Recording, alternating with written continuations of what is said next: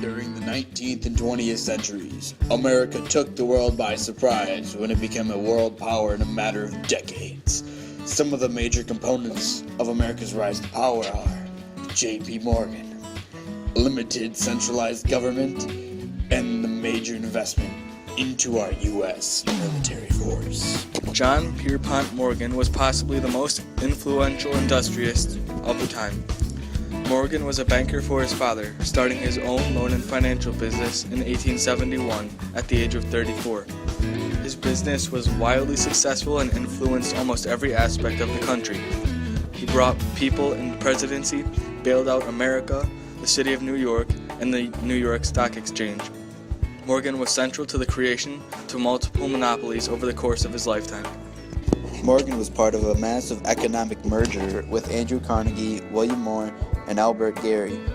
They combined their metal companies to form the U.S. Steel Corporation in 1901.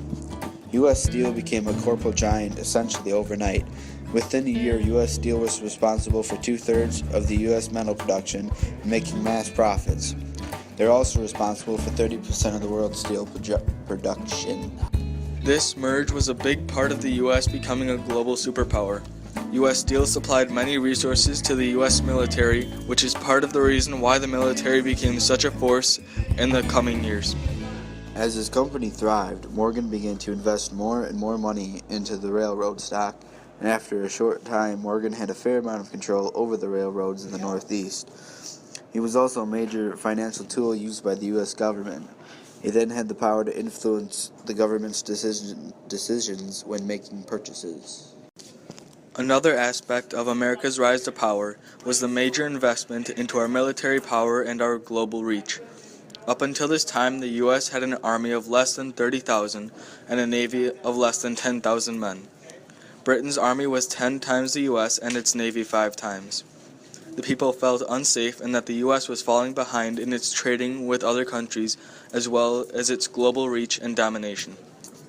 The U.S. decided to listen to the people and invest in their military.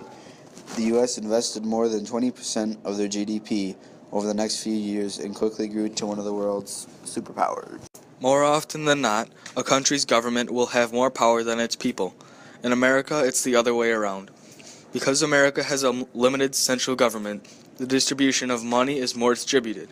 The people in America had more money than other people around the world at that time. Because of this, the American workforce was more determined, and the industrial age took off.